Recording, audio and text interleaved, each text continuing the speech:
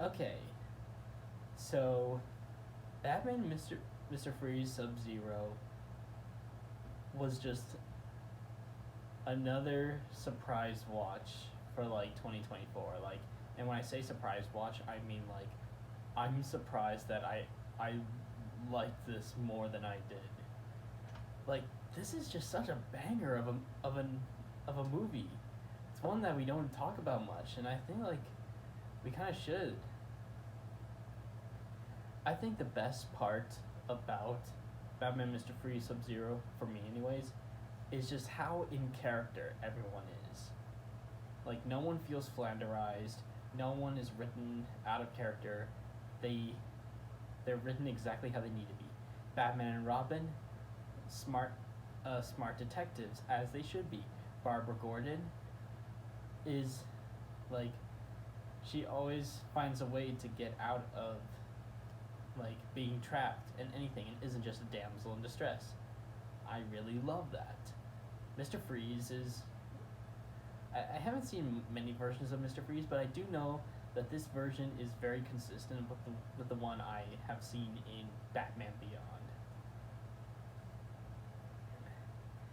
And all the other characters, like the new ones, they're pretty good too, and they don't feel like very boring.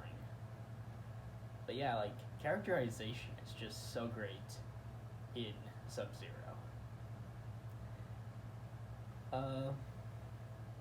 And the story, for kind of how simple it is, it's actually really good in here. Unlike a film, unlike Drive-Away Dolls, which I talked about, where it felt like the movie was a bit short and could have used more time to like kind of develop the story and some of the other things. Sub-Zero, I think, does this perfectly. Like, it's just like about an hour and 6 minutes, and yet, like, you already, and like everything in here is well fleshed out.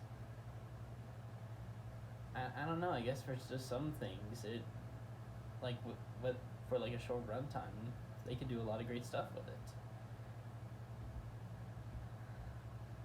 Animation is mostly great.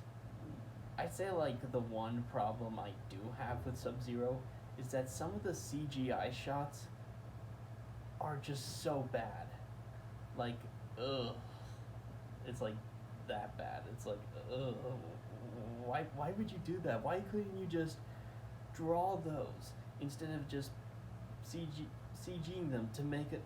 Like, if you just drew it, it would have looked much better. With CG, those shots just look dated immediately. But yeah, like the CG shots in Sub-Zero are pretty much my only problem I have with the film. The score is also great. Action is great as well. Just a banger, like an underrated gem of Batman's like straight to video films. Plus, I also just love how like higher quality this looks compared to like say the animated series. It's almost on the level of Mask of the Phantasm.